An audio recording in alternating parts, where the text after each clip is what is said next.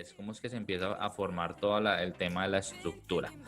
La estructura siempre va a haber, vamos a tener tres tipos, para los que saben y para los que no. Esto es muy básico, pero créanme que muchos se rajan, decimos acá en Colombia, muchos se vuelven un 8 cuando se trata de la estructura, porque creemos saber que estamos en una tendencia alcista y de repente el precio me hace otra cosa, ¿sí? Entonces, toda tendencia alcista, por ejemplo, siempre va a radicar entre la formación de un punto bajo, que es el que estoy señalando acá a la izquierda, y luego vamos a tener un punto más alto. Después de ese punto más alto, ese máximo más alto, siempre va a haber de pronto un retroceso. Esta formación de un mínimo, un máximo más alto y otro mínimo que es a su vez un poco más alto que el anterior, me está dando a mí a entender que estoy ante una posible tendencia alcista o una fractalidad alcista. El mercado siempre es fractal. Entonces, después de este mínimo, el precio puede llegar y me hace otro máximo que a su vez es un poco más alto que el anterior y luego retrocede y me hace un mínimo que a su vez es un poco más alto que el anterior. Cuando yo empiezo a tener esa sucesión de máximos y mínimos cada vez más altos, como si fuera una escalera ascendente, pues básicamente estoy ante una tendencia alcista. Y para muchos, que me pasaba a mí al principio, para yo poder entender que era una tendencia alcista, yo necesitaba tener una línea de tendencia, ¿sí? Pero esa línea de tendencia en realidad no, pues para mí es a veces inútil porque es más como un concepto retail donde sí, pones tu línea de tendencia, el precio luego te la rompe, entonces uno ya, si me rompe la línea, entonces ya uno la acomoda un poquito mejor para que pues ya quede la tendencia alcista.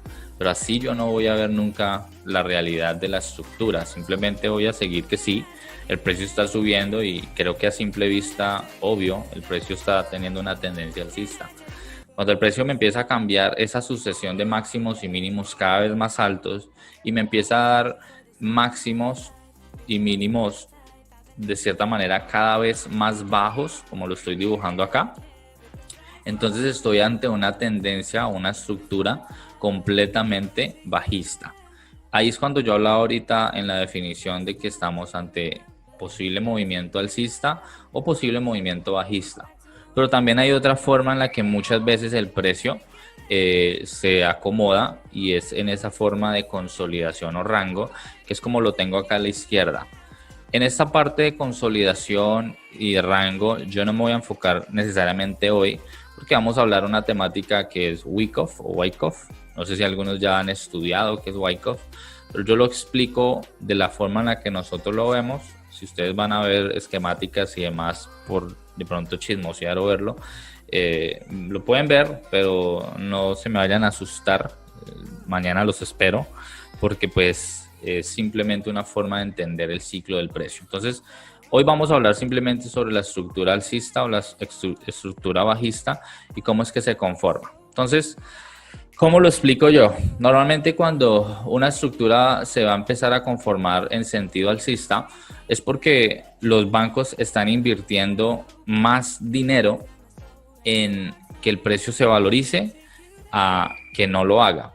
Pero eso no quiere decir que ellos no están invirtiendo también en ventas.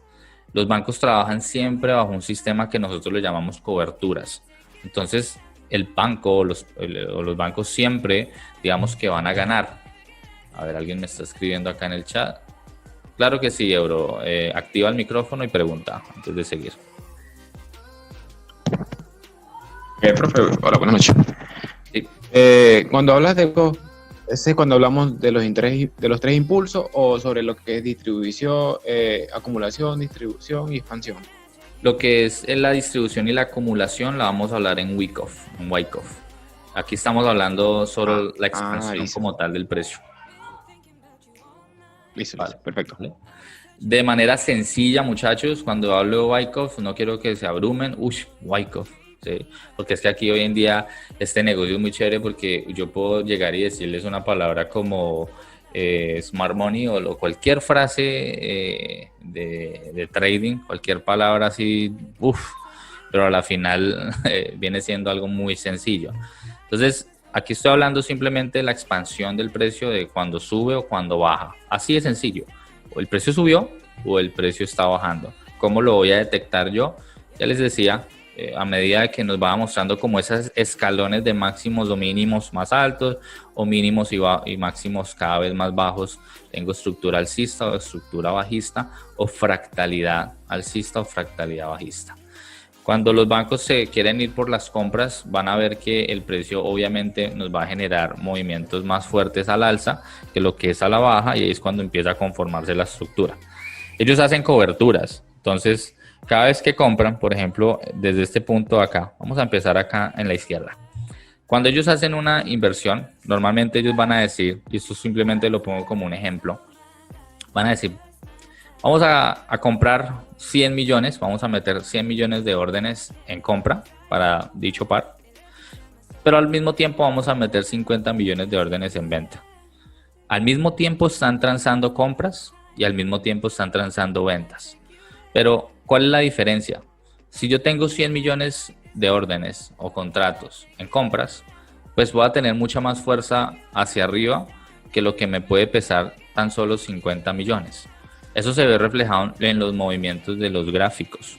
Yo no lo voy a poder ver literalmente acá, símbolos de dólares o euros y aquí los millones que invirtieron. Eso no lo vamos a poder ver nosotros. Nosotros lo vemos representado en los gráficos, en las velas, ¿sí? Entonces, cuando tenemos un movimiento fuerte al alza, cuando se está comportando el precio alcista, sabemos que los intereses bancarios de momento están siendo más alcistas que bajistas, pero eso no quiere decir que no tengan órdenes en ventas.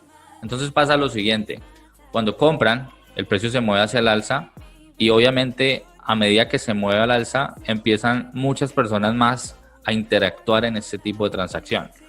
Entre esos están los fondos de inversión privados, entre esos están las personas como tú o como yo, que empiezan a ver movimientos en el mercado y empiezan a querer invertir. Entonces ahí es cuando está el intermediario broker o los corredores de bolsa, que son las únicas empresas con las que nosotros tenemos esa facilidad de acceder a este tipo de mercados. Y es donde ellos nos van a brindar plataforma, donde los brokers nos van a generar o nos van a brindar educación, que yo no recomiendo esa educación, porque todo está diseñado para que a la final perdamos. Siempre les digo esto y es, ¿usted es quién cree que inventó el virus de un computador? ¿Y quién cree que inventó el antivirus? La misma fuente crea el problema y también crea la solución, ¿sí? Lo mismo pasa con los bancos. Por eso es que el 95% de las personas pierden. Porque si ustedes se dan cuenta, ustedes pueden buscar en YouTube o pueden buscar en Google o en canales de Telegram cursos gratuitos de Forex y van a tener infinidad de cursos. Pero todos esos cursos, ¿por quién creen que está auspiciado? ¿Por quién creen que está patrocinado? ¿Sí? Yo necesito, si soy el dueño del negocio, de la bolsa, yo necesito que la gente se incentive a meterse y a invertir, porque a la final, directamente o indirectamente, por la falta de conocimiento, voy a hacer que esa persona pierda, y no puedo decir que hacer trading sea una estafa, porque a mí nadie me está apuntando con una pistola para decirme tiene que comprar o tiene que vender. Yo lo estoy haciendo por mérito propio, porque creo que voy a ganar, pero muchas veces, la gran mayoría de veces, voy a perder. Entonces ese es el negocio, vender la idea, y los brokers les interesa que tener clientes que interactúen con estos mercados, porque cada transacción que ustedes abren, cada transacción que ustedes pierdan, pues obviamente van a ganar ellos. A mí hace un tiempo atrás me ofrecieron montar como un vínculo con el broker que trabajo y tener como mi subbroker, pero con mi propio logo, con mi propia información, con mi propio nombre, pero tenía el respaldo de un broker obviamente más constituido. Y yo les preguntaba, bueno, ¿y ahí cómo es que gana uno? Y me decían, pues realmente si la persona invierte y gana, pues tiene que pagarles. Pero la idea no es que ganen, la idea es que la persona pierda, y todo eso que la persona pierde, pues una gran mayoría va para nosotros, y claramente los bancos se quedan con una gran parte. Entonces, ustedes lo pueden ver así, es un negocio sucio, es un negocio rudo, es un negocio que en ocasiones, o se puede ver desde esta perspectiva, es muy, muy traicionero, ¿sí? Pero nosotros, con lo que enseñamos aquí en nuestra empresa, lo hacemos con la finalidad de que ustedes entiendan cómo se mueven los bancos. Nunca vamos a ir en contra del enemigo. Para nosotros el enemigo muchas veces es el mercado, los bancos, ¿sí? Y mi intención con esta mentoría es que ustedes entiendan a entenderlos, valga la redundancia, comprender cómo es que se mueven los bancos, con qué finalidad e irnos con esos movimientos. Entonces, cuando ellos hacen una inversión acá, como lo señalaba, mucha gente empieza a comprar, mucha gente empieza a vender, dicen, no, el precio va a caer, otros dicen, no, eso va a subir. Y es infinidad de millones de dólares, no solamente nuestros, sino de fondos de inversión privados también, que también cargan mucho capital, donde empiezan a interactuar en estos movimientos. Y bien, las personas que van en ventas perdiendo, pues este movimiento abrupto al alza está adquiriendo pues el capital de ellos, y al ir en compras, pues esta gente o los bancos van en positivo con sus 100 millones de contratos en compra. Pero al mismo tiempo llevan también órdenes en negativo. Llevan alrededor de 50 millones de órdenes en negativo. Es un ejemplo nada fuera de la realidad. Creo que puede ser inclusive muchísimo más, porque es mucho dinero el que se mueve. Y cada vez que van en compras o en ventas, el movimiento fuerte que sea, y ellos van positivos, van muy reyes, porque básicamente aquí podemos decir que de acá a acá incrementaron su capital en un 2%, pero al mismo tiempo tienen un negativo que tienen que irlo a liberar. Entonces, el mercado se mueve entre impulsos y retrocesos, no para que se vea bonito, no para que la fractalidad se vea chévere, sino por el simple hecho de que después de cada impulso, el retroceso tiene una finalidad, y es poder ir a liberar todas las órdenes que van perdiendo. Si no son todas, la gran mayoría. Ellos no van a querer perder. Y ese proceso de retroceso a dichas zonas, ¿sí?, se llama mitigación. Tienen que mitigar pérdidas. Y hay muchos que dirán, o me imagino que algunos acá han utilizado el famoso Fibonacci. Yo voy a hablar de Fibonacci creo que mañana. Y nosotros acá no utilizamos el Fibonacci de la forma tradicional retail. La forma en la que usamos Fibonacci en realidad es para poder medir o mirar dónde estarían alrededor de qué zonas o qué área específica están los puntos a mitigar. Y normalmente todos los puntos de mitigación, la gran mayoría se encuentran en el extremo del fractal. Por eso es que ustedes van a ver que el precio hace un impulso al alza y luego van a ver que el precio corrige, llega por allá. Hay unos que me dicen, llegó a la mitad de la nada, no sé ni dónde llegó y reaccionó. Él llegó a un punto específico. Créanme que todo esto está ya predefinido, ¿sí? En la era en la que estamos moviéndonos con algoritmos bancarios. Es lo que yo voy a hablar mañana. Voy a hablar, creo que la primera parte de la mentoría va a ser, de la sesión va a ser hablar sobre el algoritmo interbancario. Entonces, el algoritmo interbancario, las instituciones, después de ciertos movimientos, tienen que tener ese respiro para poder no solamente mitigar sus órdenes que tienen en pérdidas, sino que al mismo tiempo mucha gente que empieza a ver que el precio empieza a corregir, piensan que ya el precio se empieza a desplomar, entonces empiezan a vender, y a lo último, cuando venden y ellos ya tienen su dinero recogido en su trayecto al alza, van a limpiar toda esta gente que vendió por acá y vuelve el mismo círculo. La gente empieza a comprar porque el precio subió, mucha gente retail entra tarde, ¿sí?, porque el precio se les va, entonces quieren entrar por allá en medio de la nada con la esperanza de que el precio se va a disparar 3.000 pips a favor, y de repente el precio dice, no, yo necesito como que bajar a mitigar o a liberar mis órdenes. En este segundo ejemplo, después de este impulso y este retroceso, siempre que se inicia un nuevo impulso, cabe aclarar, van a haber inyecciones de capital. Entonces aquí vuelven, invierten 100 millones o 50 millones en venta, 200, 100 millones en compra, hacen que el precio nuevamente siga subiendo, ¿sí? y en algunos casos cuando bajan, en algunos casos no van a ir a mitigar todo como tal, sino que mitigan una porción de lo que llevan quizás en pérdida desde acá. Pero no quiere decir, ojo con eso, que esas órdenes se van a quedar ahí y el precio se olvidó de ellas y vamos a perder. Porque como dueños del negocio, creo que si ustedes tienen dinero que está perdiendo y tienen que ir a recogerlo, ustedes tienen que volver. Entonces, ¿ellos qué van a hacer? Van a seguir generando liquidez, digamos, al alza para seguir haciendo todo este movimiento, este nuevo impulso, nuevas inversiones, llevan perdiendo acá una porción y uno dirá, esta gente es como tonta, porque dejan órdenes allá en vez de ir a liberarlas? No son tan obvios, los movimientos que tienen que hacer no pueden ser tan el impulso, el retroceso al extremo, el impulso, el retroceso al extremo. Si fuera así de fácil, mejor dicho, yo creo que ya todos estaríamos forrados. Y por eso es que yo hablaba ahorita que el mercado es fractal, porque dentro de impulsos, por ejemplo, en temporalidad mensual, semanal, lo que sea, dentro de esos impulsos ustedes van a encontrar más impulsos en temporalidades pequeñas, y dentro de esos impulsos, en una aún más pequeña, se van a encontrar más impulsos, y cuando se dan cuenta, hay un poco de fractales dentro de fractales. Entonces nosotros aquí les vamos a enseñar cómo desglosar un gráfico desde una temporalidad mensual hasta un minuto, e inclusive se puede llegar ya pronto en los 1 a 1 a 15 segundos de temporalidad, ¿sí? ¿Por qué es importante la multitemporalidad? Porque yo necesito un contexto enorme para poder comprender lo pequeño.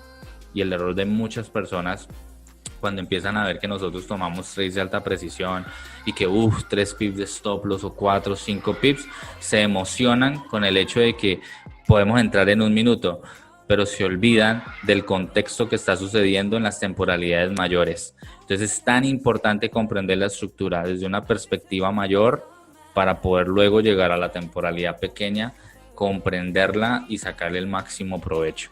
De eso se trata el trading, entender la estructura del mercado.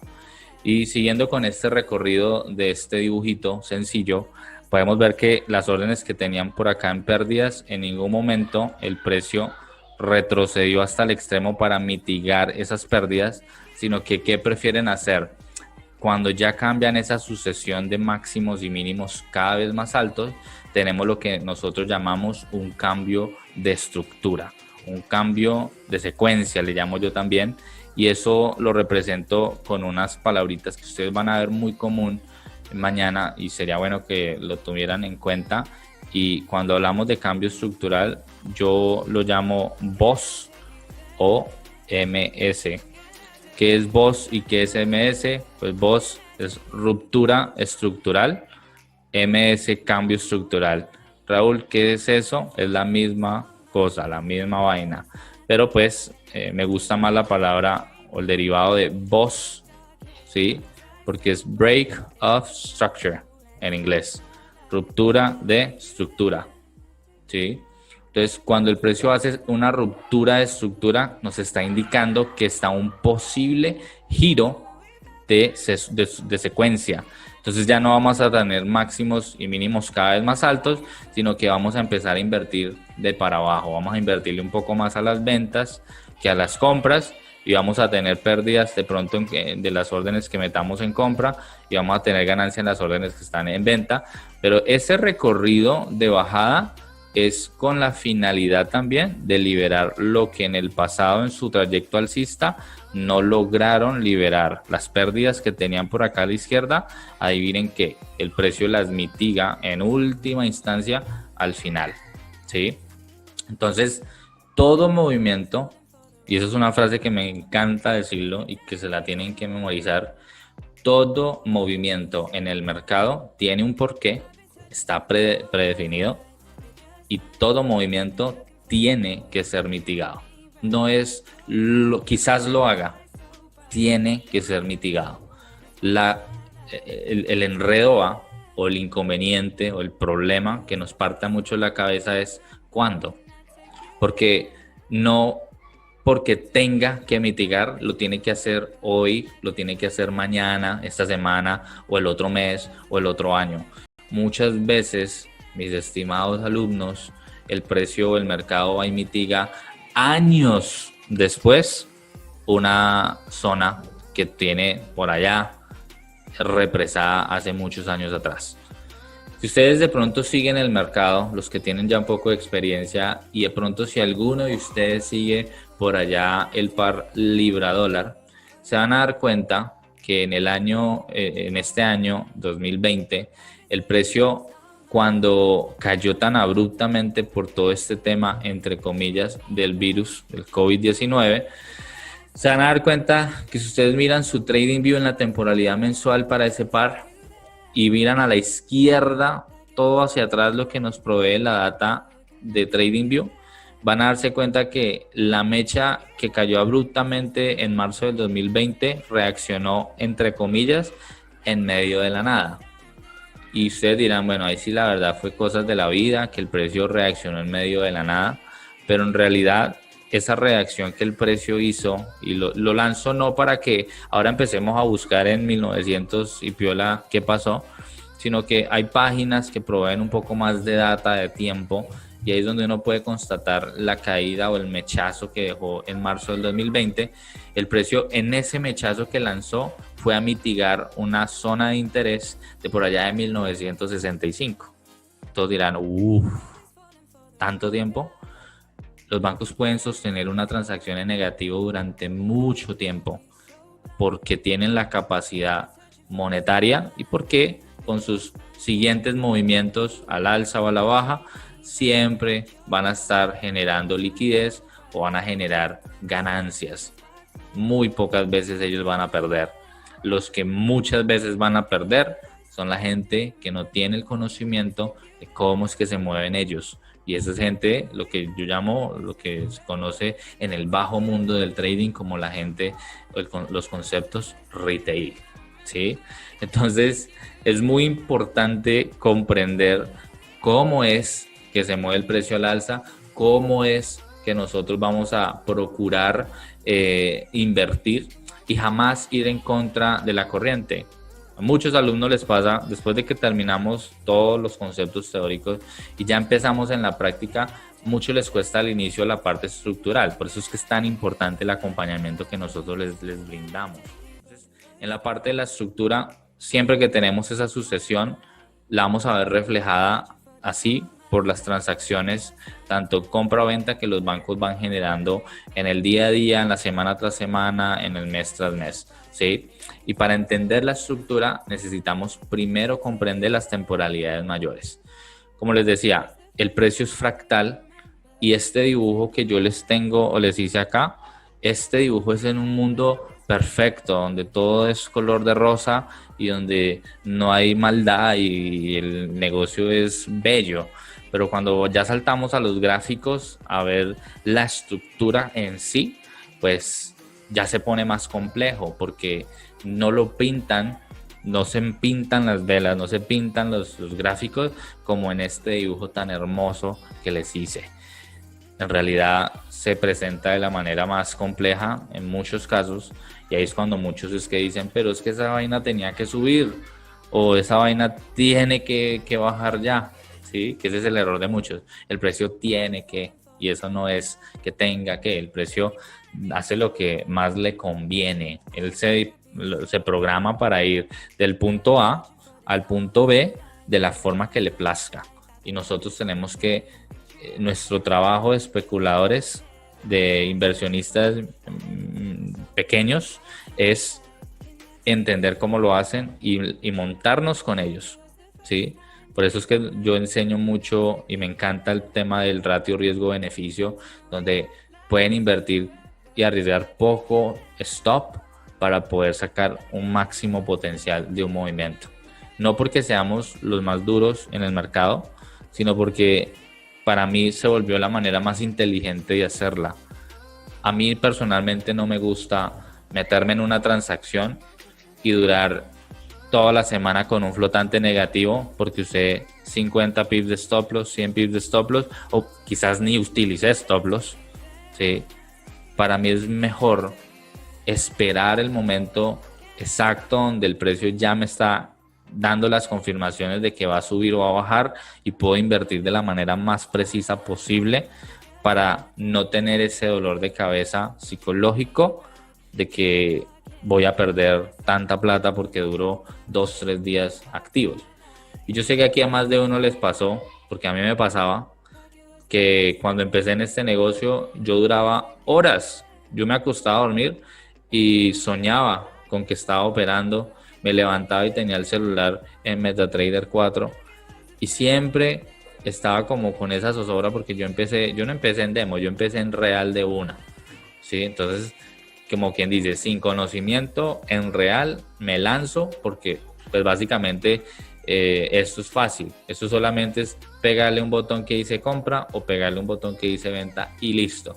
Y no es así, o no era así, y fue cuando perdí bastante dinero al inicio y bueno, gracias a esos golpes, tristemente mucho tiempo después me di cuenta que tenía que educarme y que tenía que mejorar y agradezco, felicito a las personas que, digamos, antes de empezar a trabajar fondos reales están o van a practicar en dinero ficticio. Siempre es bueno empezar por ahí. Ya luego en lo real la cosa cambia un poco porque en real ya las emociones son, hombre, ya estoy con capital real y si pierdo ya estoy perdiendo tanto, y si son buenos colombianos o latinoamericanos como somos los que estamos acá, uno que hace después de que pierde $30, cada uno en su país está haciendo la conversión del dólar a su moneda local. Entonces uno dice, perdí $30, por tanto a mi moneda local, caramba, eso sí era harta platica, entonces, o harto dinerito. Entonces empiezo a asustarme y a ponerme nervioso porque pierdo, y si perdí ya no 30 sino 60, uy, ya la cosa empieza a ponerse un poco más rígida para mí, y ahí es cuando la cuenta real se pone un poco más interesante, porque en demo yo no trabajo mis emociones casi, en real sí lo hago, pero pues en demo lo importante es reafinar o afianzar los conceptos, la operativa, para luego ya en real ejecutar la misma operativa, pero ya empezar a manejar mis emociones. ¿Listo?